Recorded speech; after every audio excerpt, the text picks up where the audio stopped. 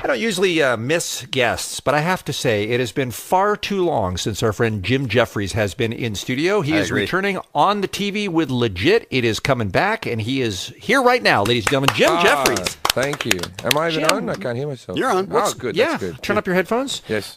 Legit comes back on Wednesday. We have many questions about that, of course. It's one of our very favorite shows on TV on FXX. But first, let's catch up with you. What have you been doing since the last time we saw you, dude? I'm back on tour. You know, I got my little kid, and I've been promoting the show. So, yeah, baby and a tour. And I did a zombie movie in Australia, which I don't think is very good.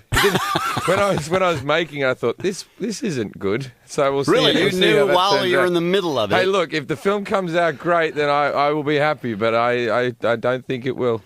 Is it going to have an international release, or is this something that's being made just for Australia? I think they want to have an international release, but I'd like to win an Oscar. So, Let me tell you something, Jim. Most actors won't come in here and say, I made a movie. I don't think it's very good. I was excellent in it.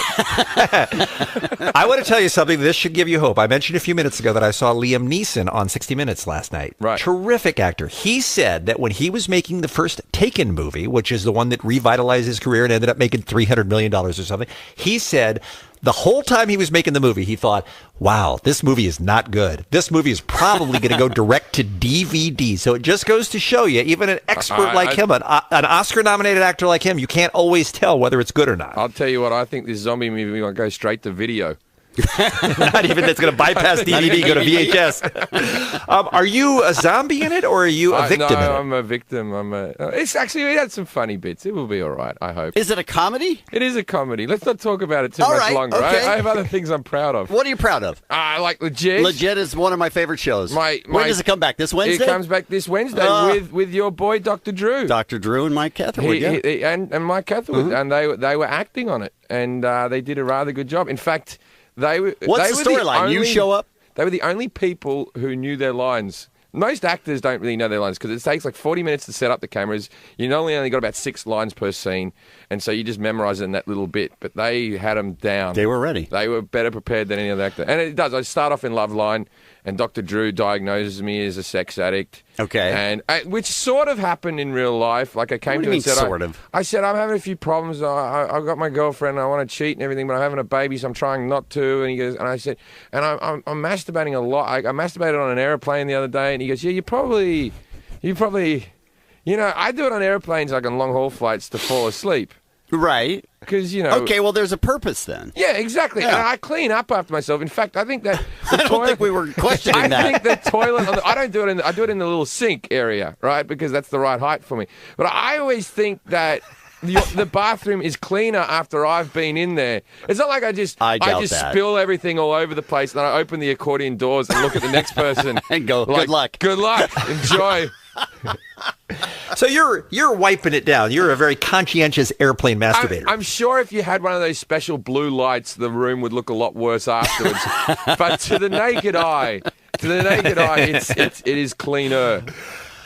So let me ask you this. So Dr. Drew diagnoses you as a sex addict because you're having cheating urges and you're masturbating frequently. Now, that's for the show. That's for Legit. Yes. What would he say in real life about somebody who exhibited those exact same symptoms? Well, he's big on therapy and all that type of stuff, and I don't know if he's an AA guy or something like that. But I'm a big Dr. Drew fan. I think he knows the business. I tell you what, there was a few lines I wrote for him on Legit where I thought, you won't say this, right? Oh, He said, oh, yeah. Okay, so there was a line where... He's got a great sense of humor. There's a line where I went, he goes, look, maybe you're depressed, Jim. And I said, yeah, maybe. I said, I was watching something on Dr. Phil where he said something very similar. And then Dr. Drew goes, Dr. Phil, really? Why don't you just get your advice from Rachel Ray, Jim? when I wrote that line, I thought, maybe you won't say it. Oh, no love lost between him and Dr. Phil. What about our friend Mike, who, by the way, was just here talking about Legit on Friday? He was in here. And is he too pretty to be a good actor? Because it seems like he wouldn't care enough to try hard. This is the problem, is because Mike's a radio guy, I think many people don't know how pretty he is. Right. You know, he's ridiculously handsome. And I even had girls on set when we brought him in, they're going, so we just got an actor to play Mike. Oh, People you who did? listen to Loveline and stuff, right? Going, we just got an actor to play Mike, do we? Because they thought he was too pretty for radio. I go, no, that's Mike. That's the real guy. And like he always goes on how he used to be an addict. For a guy who took a lot of drugs, geez, he has nice teeth. He does. He does. And he You're reckons right. he hasn't done anything to him. I have 2 cigarettes and I look like Fagin from Oliver. Good pull, Jim. Good reference. Yeah, you don't get enough Fagin references on this. You certainly don't. So were you concerned when you were writing this episode or co-writing this episode that you were giving too much of the heavy lifting to non-actors and that was going to be a tough shoot for you? No, look, acting's easy, right? Let's be honest. You're a non-actor. I'm a non-actor. They let me do it. That's true. That's a good point. And it's not hard. And they were playing themselves, and they did a great. But we've got some cool guest stars on this, and we've got Carrie Fisher. Really? Is coming on, and that's wonderful just to sit with. And when you sit with Carrie Fisher for long enough, and I was with her for 2 days because we did our scenes together. You go, don't mention Star Wars, don't mention Star Wars. That's what your brain is. That must drive her crazy. Don't mention Star Wars. And then, like, she can see it on your face. Because I'm a kid. I was born when Star Wars was made. Like, right. And then she just went, well, I'm going off to London to film the new Star Wars. And I'm like, really? Oh, I didn't know that. Oh, you were in Star Wars? There's a new one being made. Oh, how about that? And she says she's going to be in it for 6 months, which means that she's no small part in this new Star Wars. 6 months? Yeah, 6 months in London they're filming. Wow, that's interesting. So, and we got George Lazenby plays my dad. Who you might know was former James Bond. Who was Sure. James Bond once, and is still like a super handsome, like 75. And so we got him to play my dad, and my mother's being played by an actress called Magna Sabansky, who's a big star in Australia, but not really known over here, but she's like a sketch type of comic over there. The only movie you'd know her from here is she was the farmer's wife in the movie Babe.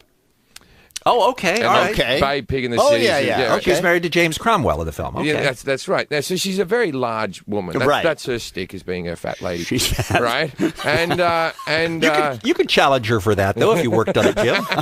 You could be a fat lady if you tried harder. And so the thing is, I ring up my mum and I ring up mum and dad. I say, hey, Dad, you're going to be played by James Bond.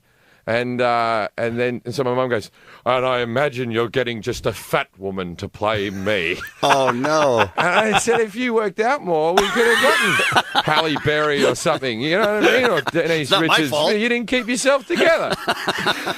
Jim, is Legit on in Australia? Can they see it?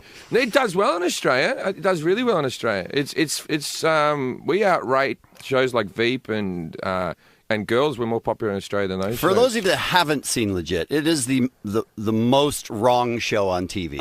It is very wrong. And that's why I love it. Yeah, this season's way more wrong than the first. How is that it's not possible if it's possible. still on the air? Yeah, but that's why we this might be our last throw of the dice. You think so this is we it? thought we're going to get it all out now. Well, we have DJ Quells, who we love, as you know, Jim, coming in later in the week to talk about it. He, of course, plays Billy on the show. We got to take a quick break. Jim Jefferies is here, but don't go away. More with Jim in a moment, and don't miss Legit this Wednesday night at 10 on FXX. We'll be right back on K-Rock. What did I tell you, man? Kevin and Bean Show! Isn't this awesome? No. K-Rock. After comedy specials called Alcoholocaust and Fully Functional, it's a miracle that our guest is even alive, much less still doing comedy at the top of his game. Jim Jefferies in studio with us here on the Kevin and Bean Show, the star of Legit, which returns to FXX. And by the way, you do probably have that channel, even if you haven't watched it yet, folks. Look for FXX. It airs this Wednesday night at 10 o'clock, the return of Season 2 Legit. Was Jim doing some disco dancing during that song little right bit. there? I Seemed like he was shaking that ass a little bit. Nope, from the neck up. I don't hear songs like this very much in my car. I'm an iPod guy. My music taste stopped about 12 years ago. Is that right? Okay. So I get excited by, is this what the kids are listening to? If I went to your iPod, who would the most played artist be on it, Jim? Oasis and the Beatles. Oasis still, Yeah, really? I'm stuck. weird. I'm stuck, yeah. There's another band like them called the Beatles you should check out. They're I very good. love the Beatles. I heard. Oh, they're you've good heard as of them. well. Okay. I watched that. I watched that reunion thing with the 50th, 50th anniversary thing. Come on, Ringo. Geez, you should have some type of stagecraft. when he was standing at the front going, "What would you think if I sang out of tune?" And it was the same as I would do it at karaoke.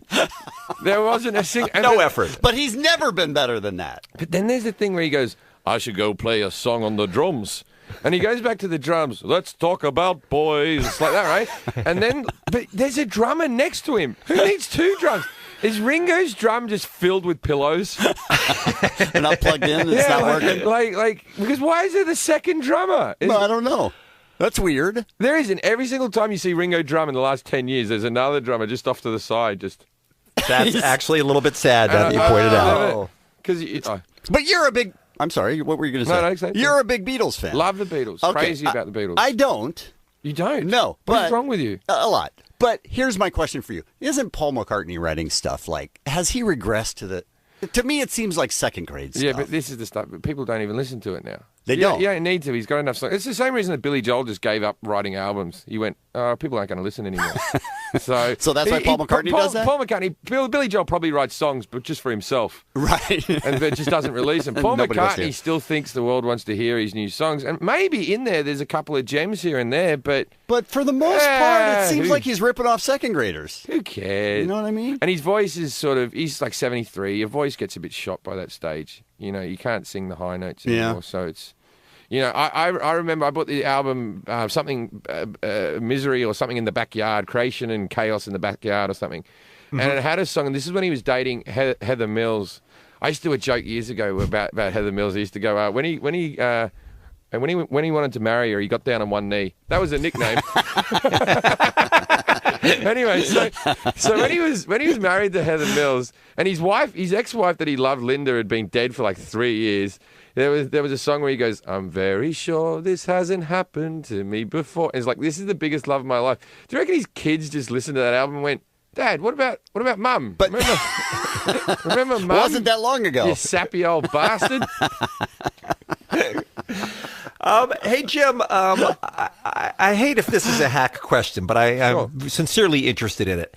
A lot of times people's whole perspective on the world changes when they start having a kid. They start looking at things in a completely different way.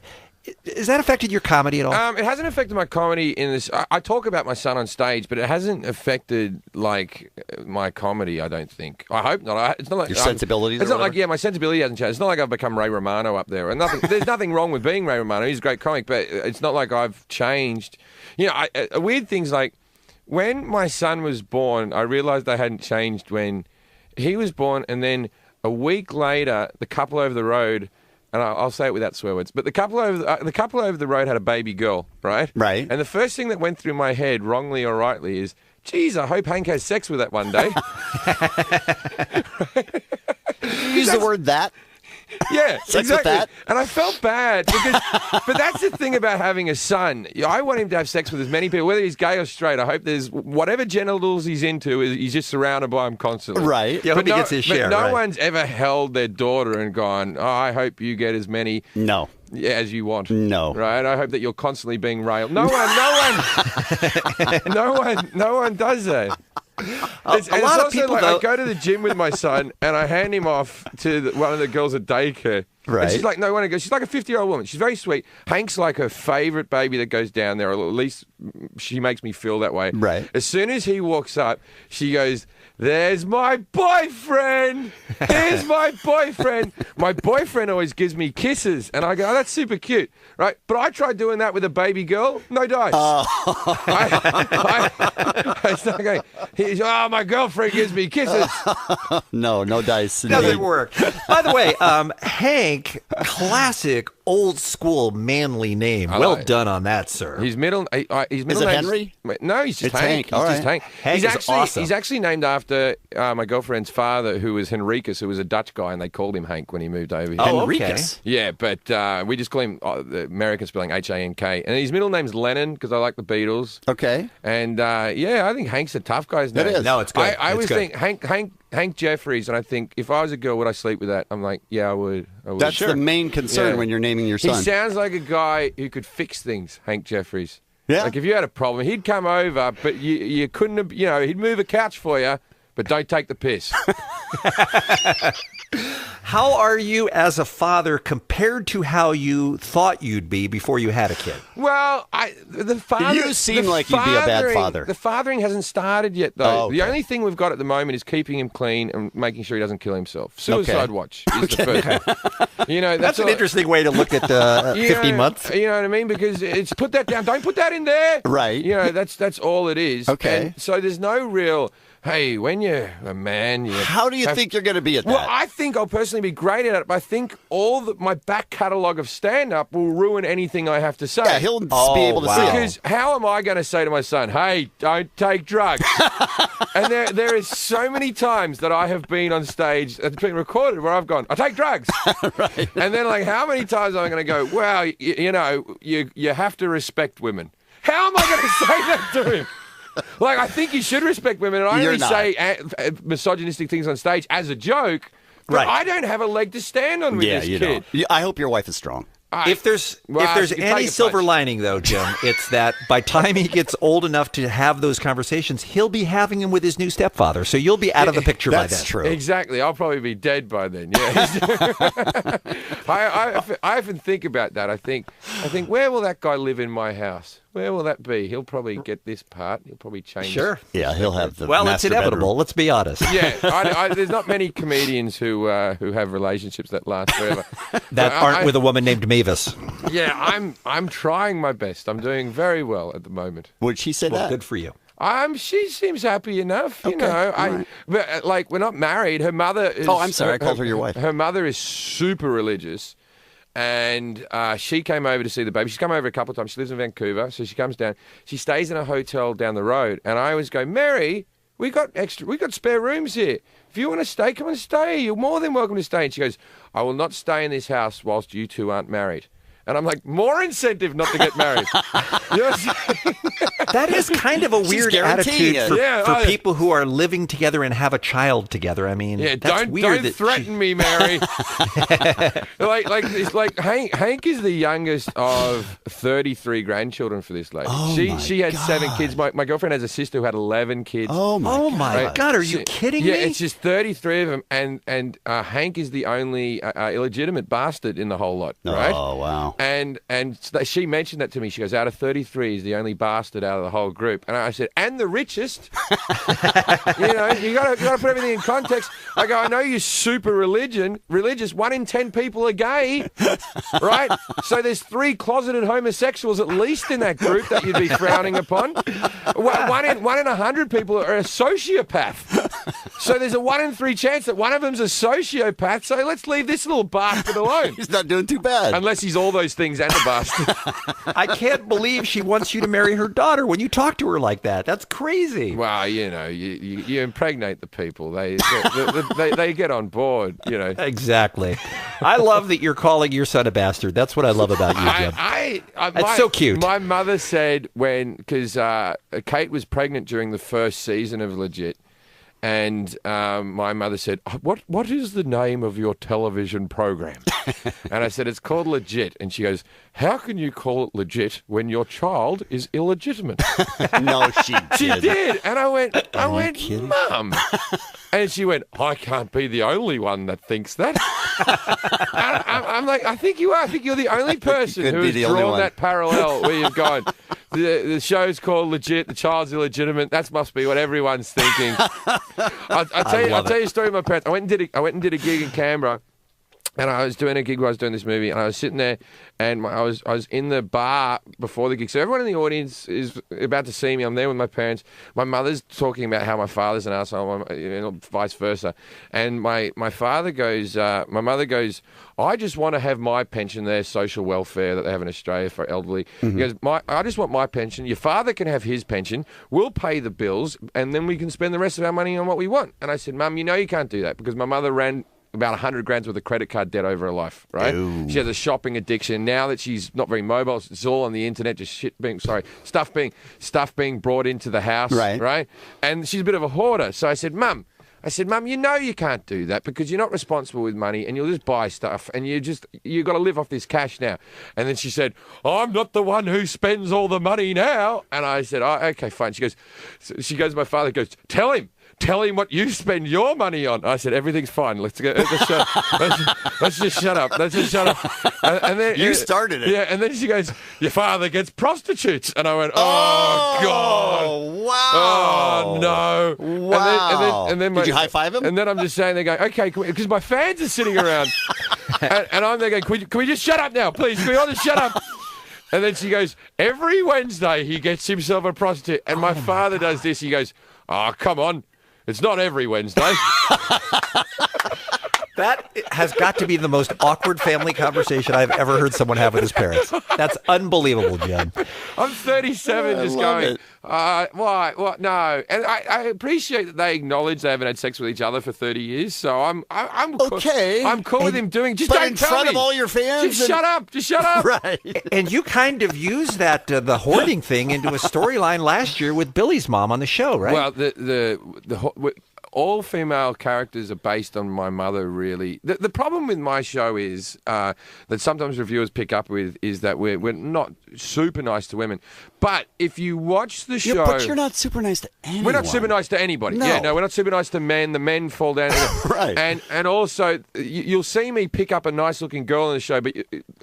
Inevitably, it will always be that I get dumped by that girl. She'll decide I'm a loser. It's never like these girls are still pining for me afterwards or anything like that. But women, because it's not science fiction. Come on, let's be honest. Yeah, women in my show are either really like Banshee-esque women who are always yelling at you, or they are angels.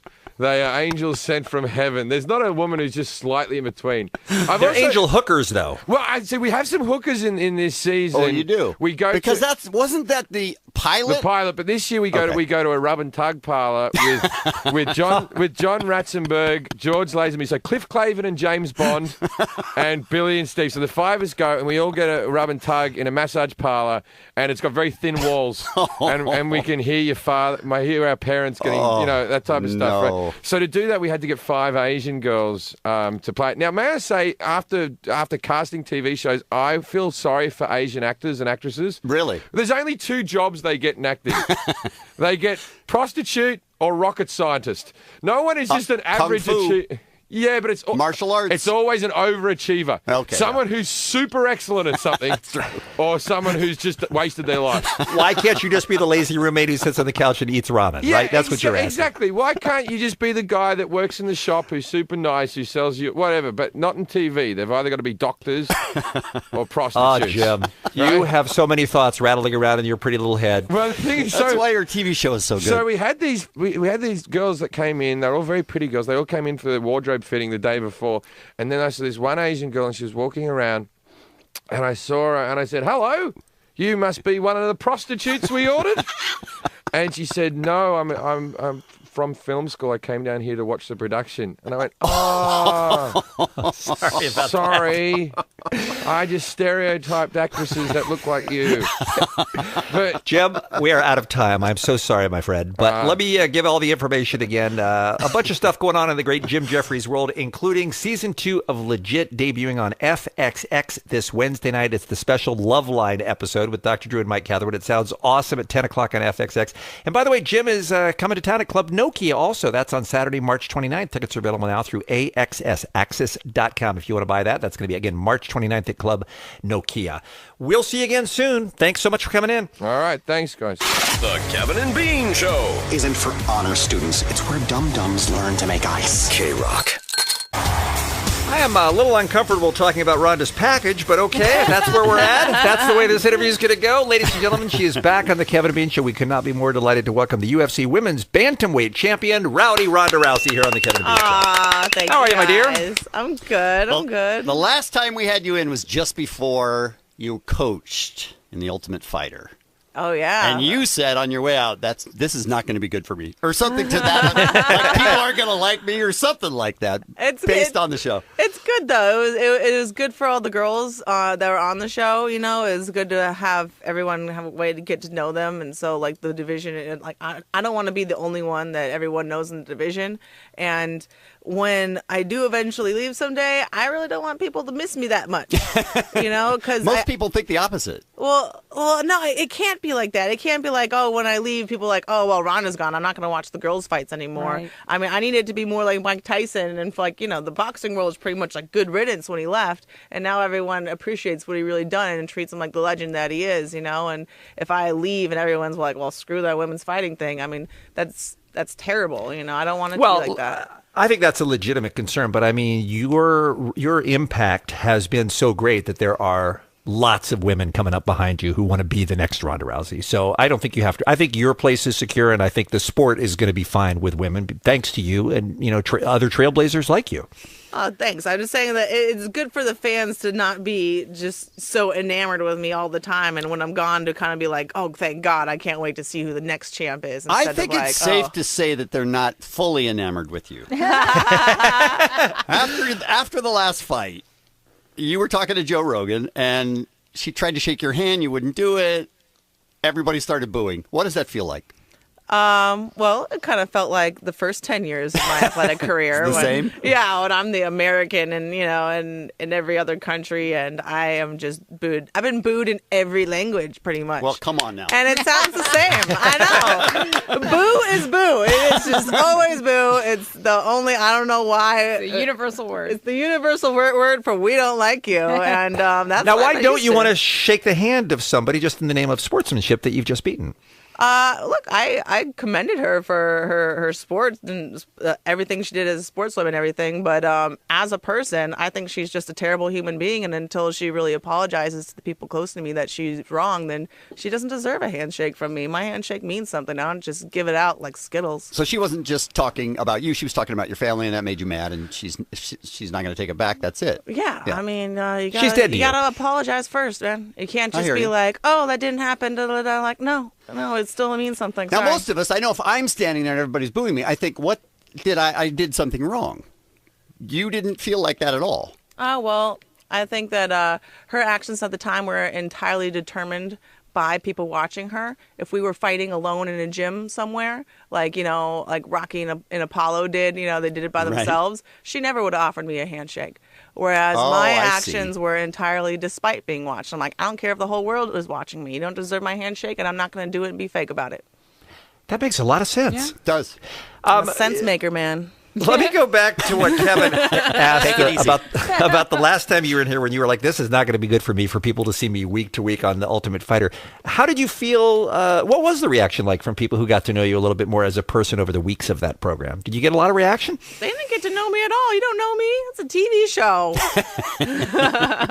You don't know anything. It's from interviews and reality television. You don't get to know anyone at all. You get to see what you're shown. How different? Are you totally different away from the sport than we would imagine? I mean, I don't have the energy to be like this all the time. I'm from Venice Beach, man. Like, that's a pretty laid back existence. Yeah. I don't really. I'm pretty docile at home, man. I got people trying to kill me all day long. I just sit on the couch and I'm the biggest cuddly person ever. What do you watch on TV when you sit down? Well, it's funny. I was watching only documentaries and stuff like that before, and when I was in camp, it was like, you kind of have rough days, and so you kind of need some brain junk food at the end of the day. And we all started watching Big Bang Theory, and we watched every single episode of it. And then we binge watched. Yeah, we were out of shows, and then I was like, well, let's find a new show to watch the end of the day. And everything was just so stressful. I mean, like Walking Dead, Breaking Bad. I'm like, okay, I already felt like I was about to die all day. Okay, I don't need any more of this. And so then suddenly I was like, out of nowhere, I've never seen Entourage. I'm like, everyone's been talking about this show for years. Let's start watching it. And so we started watching it. It's the only show I was watching, and we're into the third season, and then suddenly got the offer to do the Entourage movie. And I'm like, what? Wait, that was just a coincidence? Yeah. We totally manifested it. That's weird. Out of nowhere. I was like, wow, it was totally meant to be. Wow. How many episodes into Entourage did you get before you realized that the plot for every week is exactly the same? Actually, I don't think it's the same. I don't think so. Really? No. Vince is always worried about Bean's complaint every week. Vince is always worried about the movie that he's making is going to be too mainstream, and Turtle's always, worried about women problems, and or Eric is always having problems with his ex-girlfriend, and I mean, it just seems like every single week it's the same thing. But Jeremy Piven makes that whole show worthwhile. So, what are you going to be playing in the movie? I don't know if I can tell you that. So you just got to. Oh, sure you can. No one's listening, for God's sake. When does the movie come out? I don't know. I know it starts. I film in the middle of March. Oh, so it's a long ways off. No one will remember. You guys are good, but you're not that good. You are really setting yourself up for quite the movie career. I mean, is that going to be your plan? Is to be an actress after you're done with UFC? I I don't know, but I'd like to have options. I Sure. mean, after the Olympics, I didn't set any options up for myself, and then I realized that I had an Olympic medal, no work experience, no education, and I was like, what am I going to do? Now, you retired, right? Or after the Olympics, or no? After the 2008 Olympics, I retired, and I was a bartender. I mean, a lot of good. The Olympics did me. I mean, I got one job as a cocktail waitress at the Cork on Crenshaw and Adams because I could fight. That was pretty Good. much the only time. The only time Olympic medal helped me out with a job. So then you thought, I'm going to get back into fighting. Yeah. So and now that I've learned that lesson that I'm in fighting. I mean, it's a well-known fact that you have a short shelf life in MMA, and it would be dumb for me to neglect not looking to give myself as many options as possible for. Yeah, because you got another 60 years to live or something when you're done. So that's why Expendables and Fast and Furious and Entourage. I mean, that's all gravy at this point, right? It's not gravy, but I mean, it's cool. I don't know. I like. It's way cool, Ronda. It is really cool. Isn't it? It's way cool. No, it's Trying cool. to be so laid back. It's pretty cool. I know, but I can't. I try not to focus on it at all. Really, it's like I have this chick to fight on the 22nd, and it's That's just a week from Saturday. yeah, and like there is no Hollywood stuff unless I am winning these fights, and so everything is dependent on this, and I really try not to focus on it at all. Like I'm really not even like allowed to talk about it that much. Like if I mention movies in the gym or like anything like that, like ooh, I'm in trouble. You get your pee-pee smacked.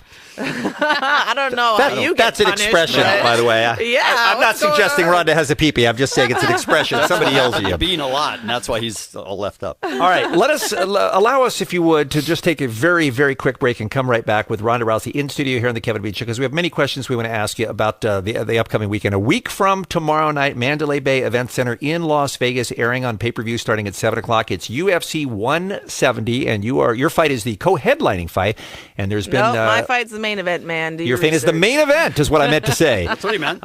And we'll talk about that. We had Sarah in here not long ago, by the way. She seems like a very nice lady. I'm going to feel bad if you knock her head off. Yeah, I call her Saint McMahon. She's very sweet, but she is also trying to take away everything that I've worked for my entire life, so I really am not feeling that bad. Well, when you put it that way, now I'm rooting for you. We'll take a break, come back more with Ronda after this on K-Rock.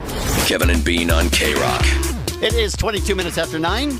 UFC Women's Bantamweight Champion Ronda Rousey in studio with us here on the Kevin and Bean Show. You can see her live and in person a week from Saturday night. That's going to be at the Mandalay Bay Events Center in Las Vegas. Tickets available now through Ticketmaster.com and MGMGrand.com. So, how much animosity is there between you and Sarah McMahon? Is it just a professional thing, or is she someone like some other people we've discussed that maybe you personally dislike as well?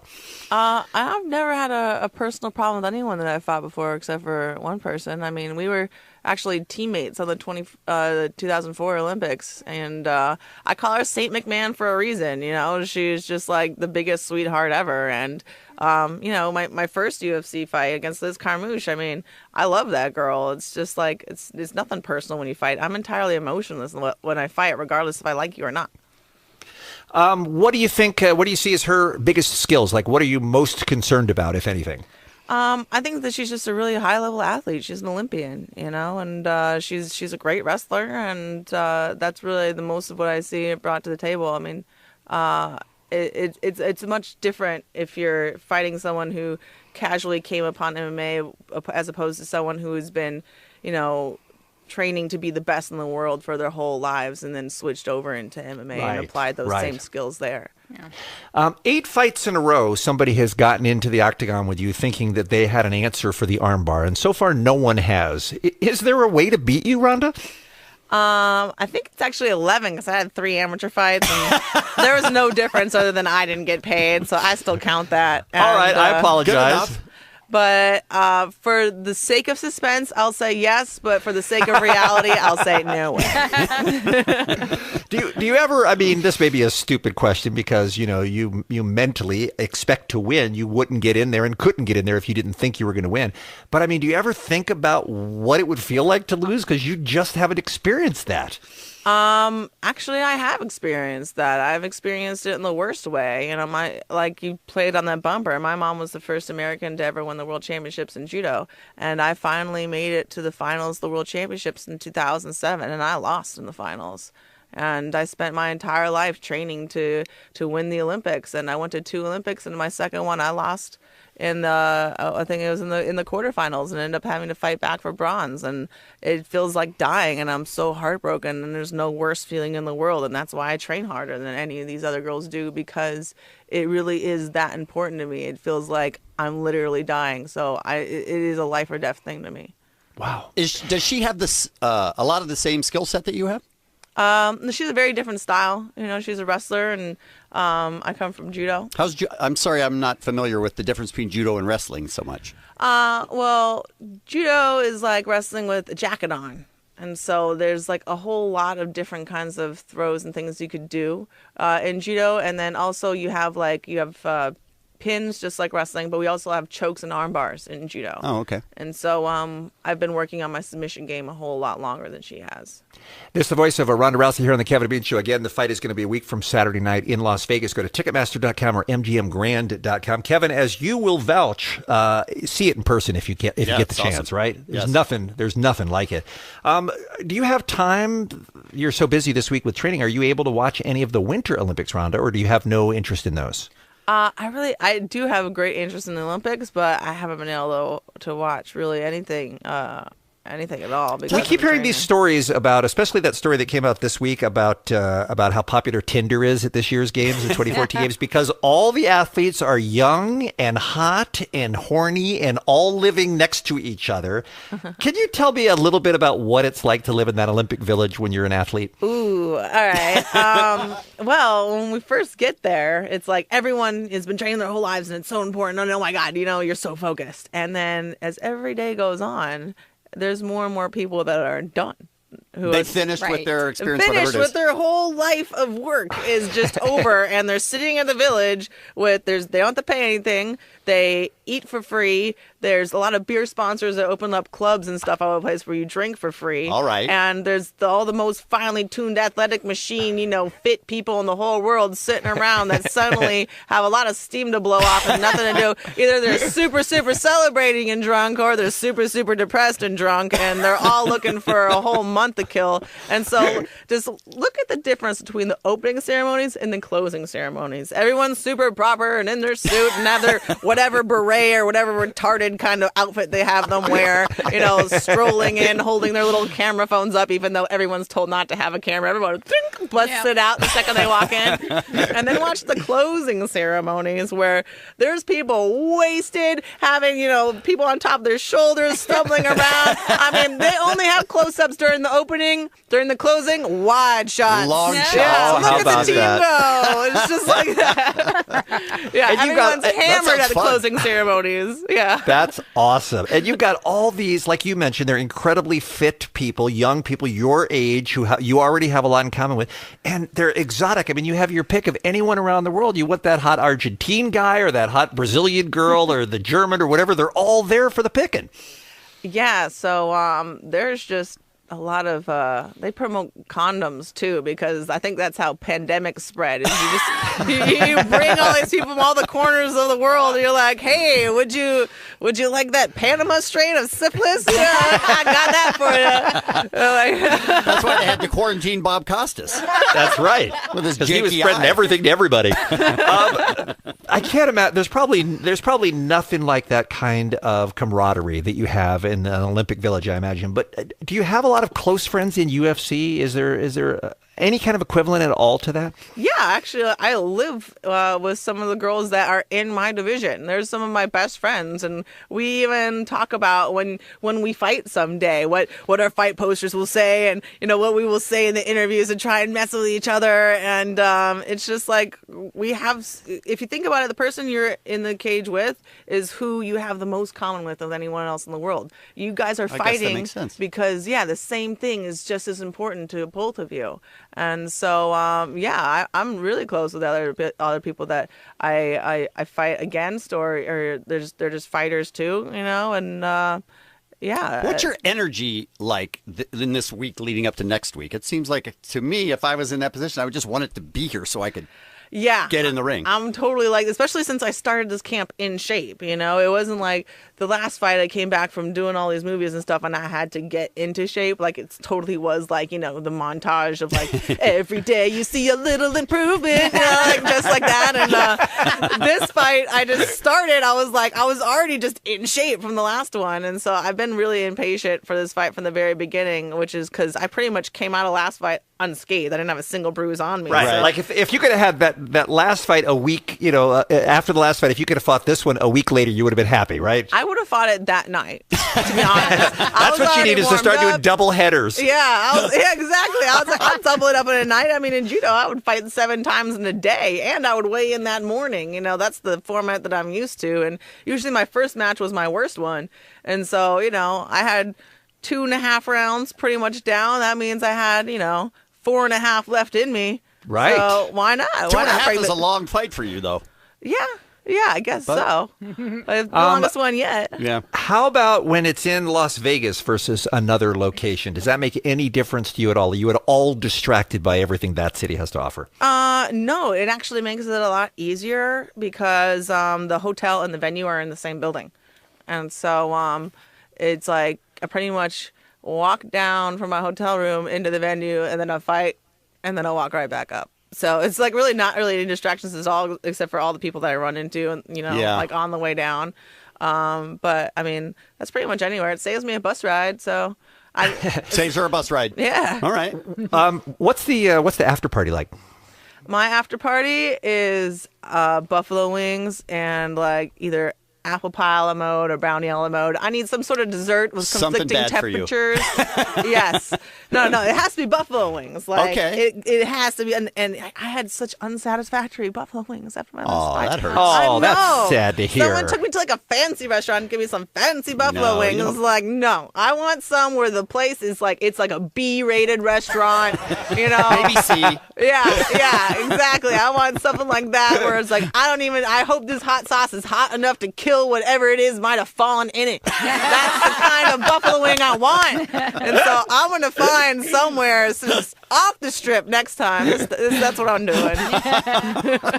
I love this woman so much. I do too.